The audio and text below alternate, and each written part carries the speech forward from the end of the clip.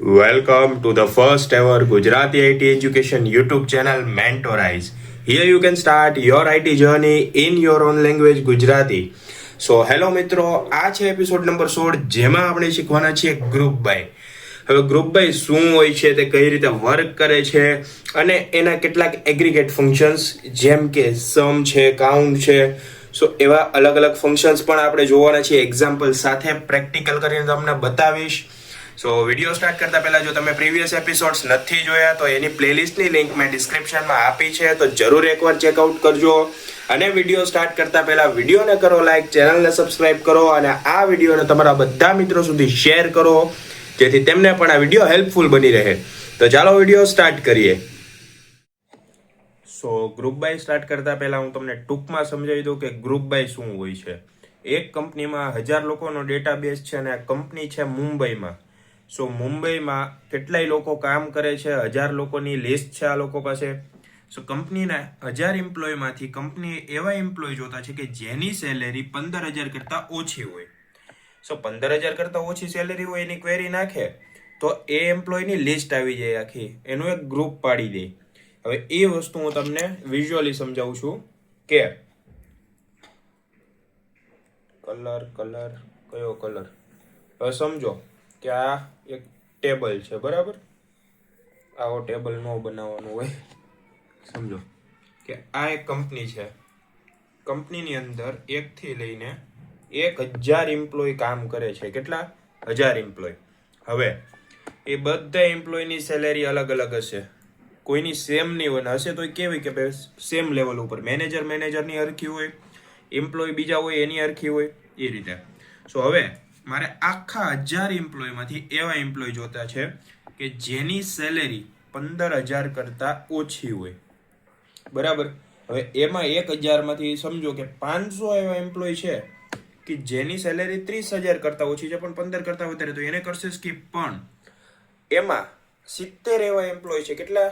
70 કે જેની સેલેરી 15000 કરતાં ઓછી છે.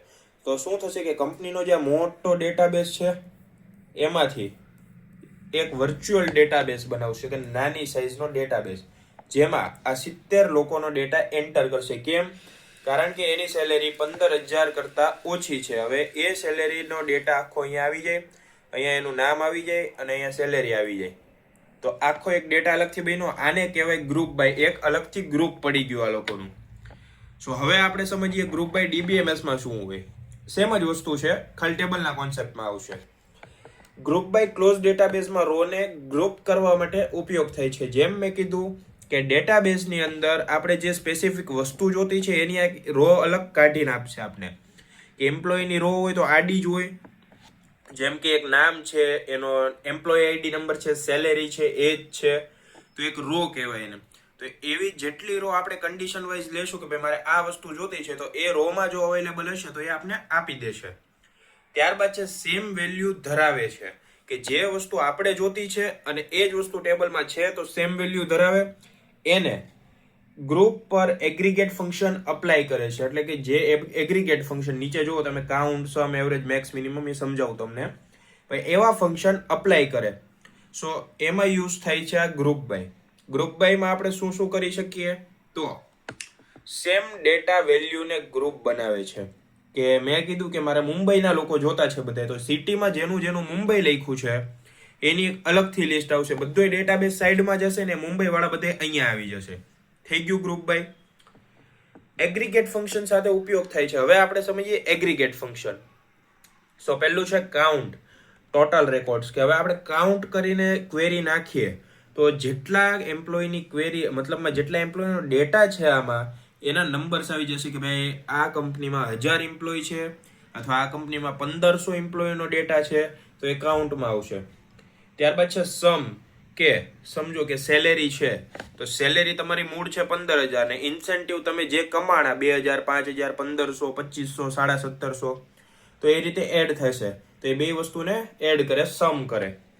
ત્યારબાદ છે એવરેજ, કે સમજો કે તમે 30 દિવસની સેલેરી તમને આપે છે, એમાંથી તમે 15 દી નથી આવતા, તો એક સરેરાશ કાઢી નાખશે કે ભાઈ અડધી સેલેરી જેટલું એને કામ કર્યું, અડધું નથી કર્યું, એટલે એની એવરેજ કાઢીને એને પગાર આપી દીધો. મેક્સ છે, હવે હું તમને એમ કહું કે આપણે ઓફિસ આવર્સ એટલે કે કામ કરવાના કલાકો મેક્સિમમ 8 કલાક કામ કરવાનું છે, એનાથી વધારે નહીં. તો જેને 8 કલાકથી વધારે કામ કર્યું છે એનો ડેટા નહીં આવે, પણ મેક્સિમમ 8 સુધી કરેલું હોવું જોઈએ. પછી મિનિમમ 2 કલાક, તો જેનો 2 કલાક કરતાં ઓછો ડેટા હશે એ પણ આપણે કાઢી શકીએ કે ભાઈ મિનિમમ 2 કલાકથી જેનો ઓછો ડેટા છે કાઢો, એટલે એને ફાઇન મારી. અને 2 કલાકથી ઉપરનો ડેટા છે અને 8 કલાકથી નીચેનો ડેટા એનું એક અલગ કાઢો, એટલે એના ઉપરથી સેલેરી કરીએ. તો એ કહેવાય મિનિમમ મેક્સિમમ. તો આ રીતે પણ આપણે યુઝ કરી શકીએ. ત્યારબાદ છે કોલમ બેઝ ગ્રુપિંગ કરે છે. જેમ કે એક ટેબલ છે, બરાબર. હવે હું તમને આ દોરીને બતાવું, કેમ કે આ વસ્તુ થોડી કન્ફ્યુઝિંગ લાગશે તમને કે ભાઈ કોલમ બેઝ કઈ રીતે તમે કરો છો. હવે સમજો, એને શું કીધું? Column base. કોલમ તો આને કહેવાય. અને રો કોને કહેવાય? તો રો એટલે કે આમાં આડું થાય એને રો કહેવાય, બરાબર. શું તમને એમ થતું છે કે પહેલા રો કીધું હવે કોલમ કીધું? કઈ રીતે સમજાવું. હવે સમજો કે આ એક ટેબલ છે જેમાં અહીંયા એસઆર નંબર, અહીંયા નેમ અને અહીંયા આપ્યું છે સેલેરી, બરાબર. તો અહીંયા મેં એને એવું ગ્રુપ બાય આપ્યું છે કે મારે અહીંયા સેલેરી 15,000 કરતા ઓછી દેવી છે, બરાબર. તો આ તમે જુઓ, આ એક રો, આ બીજી રો, આ ત્રીજી રો, 3 રો થઈ. 1 2 3 4 એમ્પ્લોયના નામ આપી દઉં. રામ, જય, પાર્થ અને હું આપું બીજું સીતા. હલો ને, આટલું બરાબર છે. આને હું આપું 7,500, આને આપું 25,000, આને આપું 40,000, આને આપું 14,999. સો હવે મેં એક વેરી એવી નાખી છે ગ્રુપ બાયમાં કે મારે 15,000 કરતા ઓછી સેલેરી વાળાનું ટેબલ જોઈએ છે. હવે આમાં જો 15,000 કરતા ઓછા કેટલા છે તો હું તમને બતાવી દઉં. પહેલો છે આ 7,500 રૂપિયા, બીજું છે આ. સો આ વસ્તુને ટેબલમાંથી સિલેક્ટ કરવામાં આવશે. હવે આ તમે જો આખી રો જ આવશે આમાં કે એમ્પ્લોયનું નામ રામ છે, પછી સેલેરી 75,000. તો આને કહેવાય રો, બરાબર. સો અહીંયા આ રો સિલેક્ટ થઈ અને અહીંયા આ રો સિલેક્ટ થઈ. હવે શું થશે? આ બંનેનું મિક્સ થઈને એક ટેબલ બનશે. તો આ 2 રો આવી ગઈ અને એમાં કોલમો પડશે. આને કહેવાય કોલમ. કે ભાઈ અહીંયા 1 નંબર અને 4 નંબરનો પર્સન છે, રામ નામ છે અને અહીંયા નામ છે સીતા. સો અહીંયા સીતાને એની જે સેલેરી હતી એ આવી ગઈ. સો અહીંયા તમે જુઓ, લીધી તો રોજ હતી આમાં આડી, બરાબર. 2 રોજ લીધી હતી, પણ એને કોલમ વાઇઝ ગોઠવી. આ તમે જુઓ, આ આમ ગોઠવી એને કોલમ વાઇઝ. સો આને કહેવાય કોલમ. હવે ખબર પડી. સો એગ્રીગેટ ફંક્શન આ રીતે યુઝ થાય અને આ રીતે આપણે કોલમ પાડીએ. સમરી રિઝલ્ટ જનરેટ કરે છે. હવે મારે એવી સમરી જોતી છે કે આ મહિનાની મારી એવરેજ કેટલી આવી કંપનીના પ્રોફિટની. સો એક તમને અલગથી પ્રોફિટનું ઓલું કાઢીને આપી દેશે કે ભાઈ મારે આ મહિનાની એવરેજ આટલી આવે છે, તો આવતા મહિને આપણે કઈ સ્ટ્રેટેજીથી ચાલીએ. સો આમાં પણ ગ્રુપ બાય યુઝ થયું. હવે જોઈએ ગ્રુપ બાયનું સિમ્પલ એક્ઝામ્પલ, જેથી તમને હજી સમજ પડી જાય. સો સ્ટુડન્ટ ટેબલમાં ડિપાર્ટમેન્ટ કોલમ. હવે સ્ટુડન્ટ હોય, ડિપાર્ટમેન્ટ એટલે ઓલું કામ કરે એ ડિપાર્ટમેન્ટ નહીં, કઈ ફિલ્ડમાં છે. કોલેજ હોય, સો એક બીકોમમાં છે, પછી એક બીબીએમાં છે, એક બીસીએમાં છે, એક બીએસસી આઈટીમાં છે, એક એલએલબીમાં છે. તો એના અલગ અલગ ડિપાર્ટમેન્ટ પડી ગયા. હવે તમારે જ્યારે પ્લેસમેન્ટ સેલ હોય, પ્લેસમેન્ટ થતું હોય સ્ટુડન્ટ્સનું, તો તમે એમ કહો કે ભાઈ મારે પહેલાં બીસીએ વાળાને પ્લેસમેન્ટ આપવું છે, તો એ સ્ટુડન્ટની મને એક લિસ્ટ અલગથી કાઢીને આપો. ભલે તમારી પાસે 1000 ડેટાબેઝ છે, ભલે આગળ પાછળ થઈ ગયા એના ફિલ્ડ ડિપાર્ટમેન્ટ અલગ અલગ થઈ ગયા છે, તો મને તમે એ લિસ્ટ કાઢીને આપો કે ભાઈ બીસીએ વાળાની એક અલગ લિસ્ટ, બીકોમ વાળાની લિસ્ટ, એલએલબી વાળાની લિસ્ટ, અને એમાં કેટલા સ્ટુડન્ટ છે અને એમાં સીજીપીએ ઉપર લ્યો કે ભાઈ પહેલા આટલા સીજીપીએ આવવા જોઈએ, પછી એના કરતા ઓછા, પછી એના કરતા ઓછા, તો એ ફિલ્ટર મારી દીધું. તો એ રીતે એક અલગ લિસ્ટ કાઢીને તમને આપી દેશે. સેમ ડિપાર્ટમેન્ટ વાળા સ્ટુડન્ટ ગ્રુપ થાય, ઈચ ડિપાર્ટમેન્ટ માટે ટોટલ કાઉન્ટ મળે. જેમ કે બીસીએ ના 25 સ્ટુડન્ટ, બીએસસી આઈટી ના 20 સ્ટુડન્ટ. હવે આ વસ્તુ હું તમને વિઝ્યુઅલી સમજાવું એટલે આ ફૂલ એન્ડ ફાઇનલ તમને આવડી જશે. સો હવે જોઈએ કે આ એક મોટો ડેટાબેઝ છે, બરાબર. અને ડેટાબેઝની અંદર આપણે કોલમ પાડી દઈએ 3 4 5. અને હવે તમે અહીંયા જુઓ, આપણે અહીંયા આપશું એસઆર નંબર, અહીંયા આપશું નેમ અને અહીંયા આપશું ડિપાર્ટમેન્ટનો ડેપ, બરાબર. સો અહીંયા હું પહેલાં ડિપાર્ટમેન્ટ આપી દઉં છું, BCA, LLB,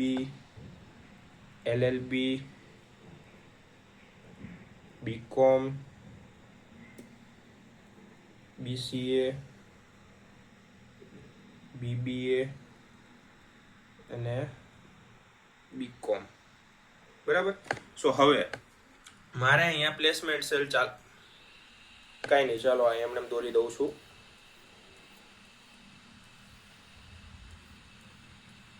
કે જે અહીંયા આવશે BCA, અહીંયા આવશે BBA, અહીંયા આવશે BCom, અહીંયા આવશે BCA, અહીંયા આવશે BCA અને અહીંયા આવશે BBA. બરાબર. હવે સમજો કે આ મિક્સ લિસ્ટ બનાવી નાખી છે મેં, અને અહીંયા હું SR નંબર આપી દઉં છું, SR 1 2 3 4 ને 5, અને હું ગમે અત્યારે નામ આપી દઉં છું. બરાબર.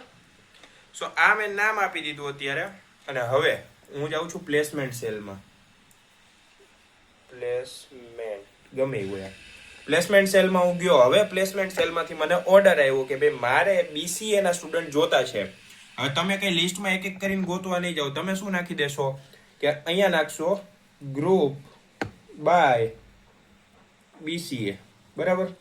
સો એક અલગથી ટેબલ બનીને આવશે કે જેટલા BCA વાળા છે. હવે સમજો કે આ છે, આ છે ને આ છે, તો આ ત્રણેયની એક લિસ્ટ બનશે, અને અહીંયા આખી લિસ્ટ આવી જશે કે ભાઈ આ BCA વાળા સ્ટુડન્ટ છે, આ BCA વાળા સ્ટુડન્ટ અને આ BCA વાળા સ્ટુડન્ટ. એની એક લિસ્ટ પડી ગઈ. અહીંયા 1 2 3 નામ આવી ગયા, નંબર આવી ગયા, અને એનું નામ આવી જશે. બરાબર. અલગથી લિસ્ટ મળી ગઈ. તો પ્લેસમેન્ટ વાળાને આ લિસ્ટ જોતી હતી તો એને આ આપી દીધી. પણ સમજો કે આની જગ્યાએ તમારે BComની લિસ્ટ જોતી હતી, તો તમે શું કર્યું કે અહીંયા BCom નાખી દીધું, BCA ની જગ્યાએ BCom નાખી દીધું. સો હવે જે આખી લિસ્ટ નીકળશે એ BComની નીકળશે.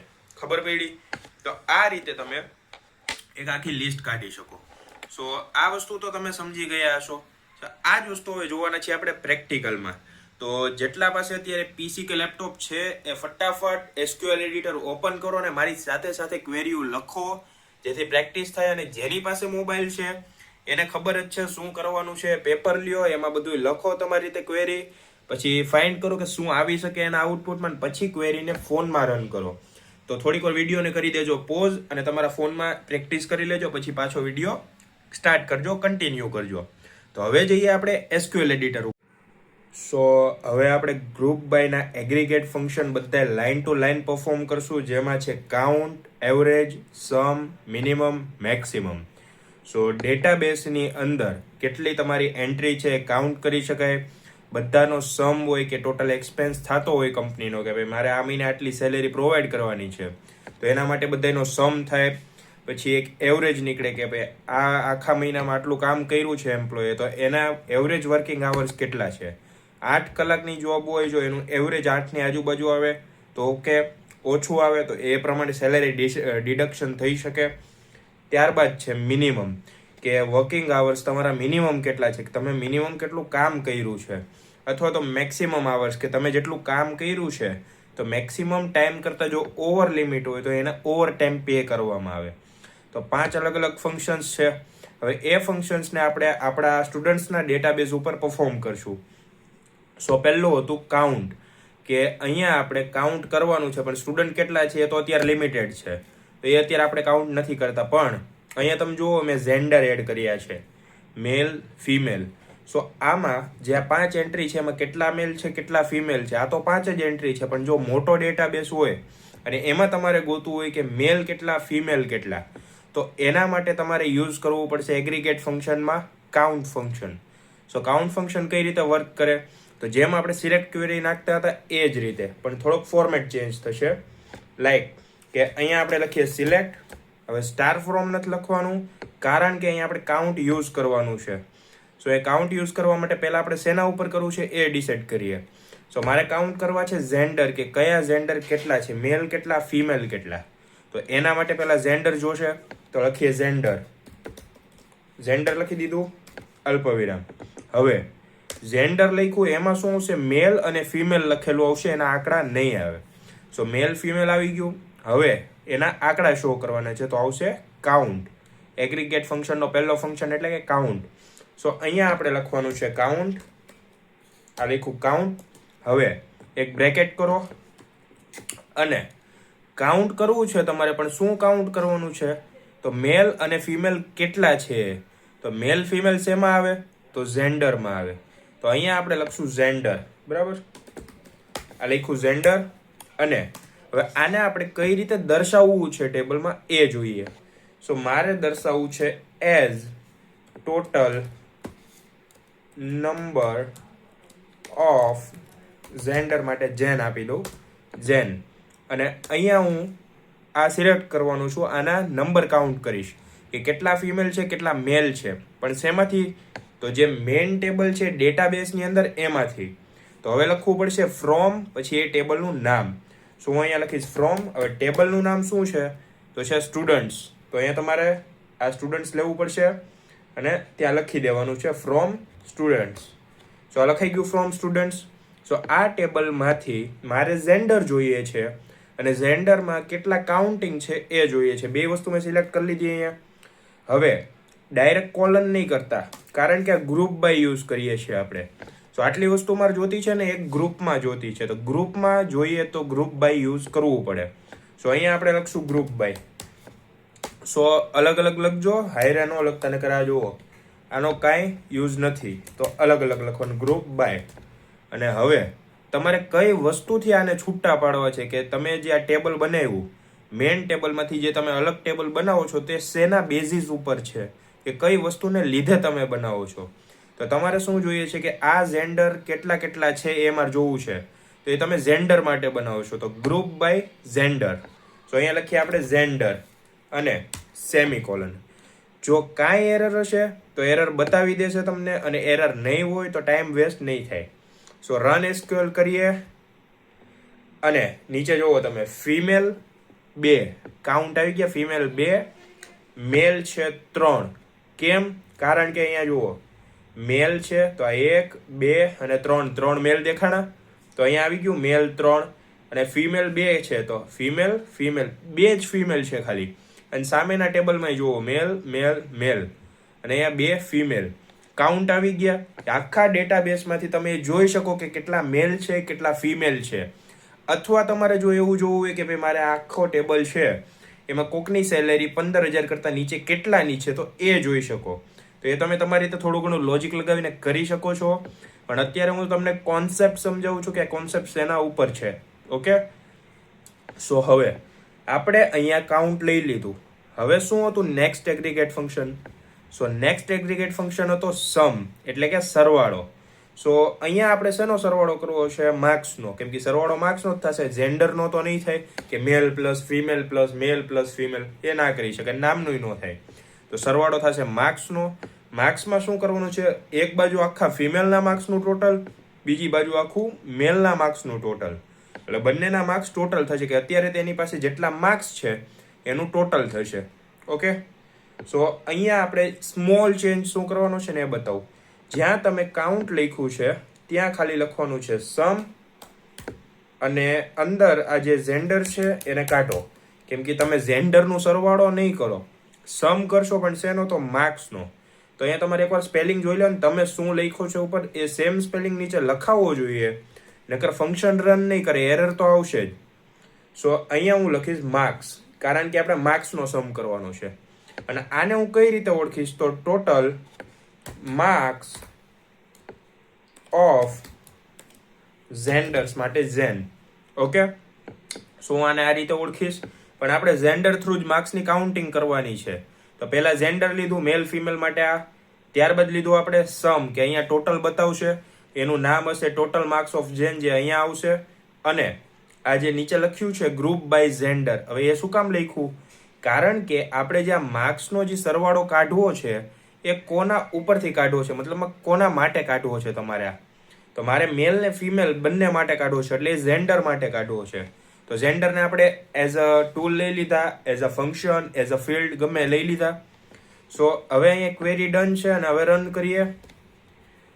સો ટેબલ ઓલરેડી એક્ઝિસ્ટ. તો અહીંયા આપણે ક્રિએટ ટેબલ કાઢવું પડશે, કેમ કે 2 વાર તમે રન ન કરી શકો. સો નીચે જુઓ તમે ફિમેલના માર્ક્સનો સરવાળો 374 અને મેલના માર્ક્સનો સરવાળો 502. હવે આટલો બધો કેમ થયો? કારણ કે અહીંયા તમે સાઈડમાં જુઓ, આ જે ઇન્ટરનલ ટેબલ છે, આપણે એકવાર રન કરીએ પ્રોગ્રામ તો એમાં એન્ટ્રી પડે, બીજી વાર તમે પ્રોગ્રામ રન કરો તો પાછી એન્ટ્રી પડશે. અહીંયા જુઓ, હું એકવાર કરીને બતાવું. સો અહીંયા જુઓ, માર્ક્સ વધી ગયા. સો આ ટોટલ છે. જે તમે ઓરિજિનલ ડેટાબેઝમાં કરશો કંપનીના, એમાં ડુપ્લિકેશન નહીં થાય. આ ખાલી પ્રેક્ટિસ માટેનું એસક્યુએલ છે, તો આમાં થોડુંક એડજસ્ટ કરવું પડશે તમારે, કેમ કે જે કંપનીનું જે પ્રોપર તમે એસક્યુએલ વાપરવાના છો એમાં તમારે બધી લિમિટેશન્સ આવશે, ડુપ્લિકેશન નહીં થાય, રિસ્ટ્રિક્શન આવશે, મતલબમાં કોન્સ્ટન્ટ આવશે. ખબર પડી? સો આ રીતે તમે ટોટલ કરી શકો માર્ક્સનું. હવે સમ પછી હતું એવરેજ, જે એગ્રીગેટનો થર્ડ ટાઈપ હતો, એવરેજ. સો અહીંયા તમારે સમ ખાલી કાઢીને અહીંયા એવરેજ લખવાનું છે, એવીજી, ટોટલ માર્ક્સ એવરેજ માટે એવીજી હું અહીંયા લખી દઉં, ઓફ જેન. હવે આની એવરેજ કાઢીને તમને આપી દેશે. જુઓ, હવે આપી. ફિમેલ માટે 93.5, મેલ માટે 83.66. તો આ બધાય મેલના માર્ક્સનો સરવાળો થઈ ગયો, એની એવરેજ સરેરાશ કાઢી દીધી તમને. હજી હું રન કરીશ તો હવે જુઓ, સેમ ટુ સેમ રહી. કેમ? કારણ કે એના એ જ માર્ક્સ રિપીટ થાય છે, તો એવરેજમાં કાંઈ ફેર નહીં પડી. ગમે એટલી વાર તમે ડુપ્લિકેટ કરો. અહીંયા જુઓ, હું બીજી વાર રન કરું, આ ત્રીજી વાર રન કરું, આ ચોથી વાર રન કરું, એવરેજમાં ક્યાંય ફેર નહીં આવે. સો એવરેજ તમારે જેવું અહીંયા ચાલે છે તેવું કંપનીમાં અથવા કોઈ પણ સોફ્ટવેરમાં ચાલશે. હવે મિનિમમ અને મેક્સિમમની વાત જોઈએ આપણે. સો હું અહીંયા લખી દઉં મિનિમમ, મારે જોતા છે મિનિમમ માર્ક્સ, બરાબર, અને હું અહીંયા મેક્સિમમ લખી દઉં છું, એટલે તમને કન્ફ્યુઝન ન રહે જ્યારે આઉટપુટ આવે ત્યારે. સો અહીંયા આવશે મેક્સિમમ. મેક્સિમમ આપણે શેનું કાઢીએ? માર્ક્સનું જ કાઢવું પડે, કંઈ નામનું કે નંબરનું, મતલબમાં જેન્ડરનું ન કાઢી શકીએ. સો અહીંયા પણ હું નામ લખી દઉં છું, માર્ક્સ મેક્સ અને માર્ક્સ મીન. આ નામ આપી દીધું મેં. હવે બે ફંક્શન મેં લખી દીધા, મિનિમમ ને મેક્સિમમ. અને એ આપણે શેમાંથી લેવાના છે? જેન્ડર માટે લેવા છે તમારે, કે આ જેન્ડરના મિનિમમ માર્ક્સ આટલા છે, મેક્સિમમ માર્ક્સ આટલા છે. અને નીચે છે from student group by gender, કારણ કે આપણે જેન્ડરના માર્ક્સ લેવા છે. તો ટેબલમાંથી જેન્ડર માટે આપણે માર્ક્સ લેવા છે, એના માટે જેન્ડરને ગ્રુપ બાય કરશું, કે તમે એક જેન્ડરનું ગ્રુપ બનો, એના માર્ક્સ અમે આપશું. સો હવે હું ક્વેરી રન કરું, સો આઉટપુટ શું આવે તમે જુઓ એકવાર ખાલી. ફિમેલમાં 92 માર્ક્સ હાઈએસ્ટ છે, અને મિનિમમ માર્ક્સ 92 છે અને મેક્સિમમ માર્ક્સ 95 છે. એટલે ઓછામાં ઓછા 92 માર્ક્સ, વધુમાં વધુ 95 માર્ક્સ છે. અને મેલમાં ઓછામાં ઓછા 78 માર્ક્સ છે અને વધુમાં વધુ 88 માર્ક્સ છે. કઈ રીતે? તો તમે એકવાર ઉપર એન્ટ્રી જોઈ લ્યો કે ફિમેલમાં 92 માર્ક્સ ઓછામાં ઓછા છે. હવે અહીંયા પેલા ફિમેલ જોઈ લ્યો, 2 છે, બરાબર. એમાં 92 માર્ક્સ છે ઓછા અને બીજા છે 95, 2 જ ફિમેલ છે. તો એને મિનિમમ ઓછામાં ઓછા 92 છે અને મેક્સિમમ વધુમાં વધુ 95 છે ફિમેલમાં. પણ મેલની 3 એન્ટ્રી છે, 85, 78 ને 88. તો ઓછામાં ઓછું છે અહીંયા 78, તો અહીંયા 78 આવી ગયું, અને વધુમાં વધુ છે અહીંયા 88, તો 88 આવી ગયું. તો અહીંયા મિનિમમ ને મેક્સિમમ વેલ્યુ તમે કાઢી શકો, કે સમજો કે ક્લાસની એવરેજ કાઢો છો તમે, તો આ ક્લાસમાં મિનિમમ રિઝલ્ટ કેટલું છે અને મેક્સિમમ કેટલું ગયેલું છે, તો એ તમે આખું કાઢી શકો. સો આ આટલા હતા એગ્રીગેટ ફંક્શન ગ્રુપ બાય માટેના. સો આઈ હોપ કે ગ્રુપ બાય તમને આખું સમજાઈ ગયું હશે. મેં તમને પહેલા ડિટેલમાં પણ સમજાવ્યું છે, એક્ઝામ્પલ થ્રુ વિઝ્યુઅલ કરીને પણ બતાવ્યું છે, અને અત્યારે પ્રેક્ટિકલ પણ આપણે જોયું છે.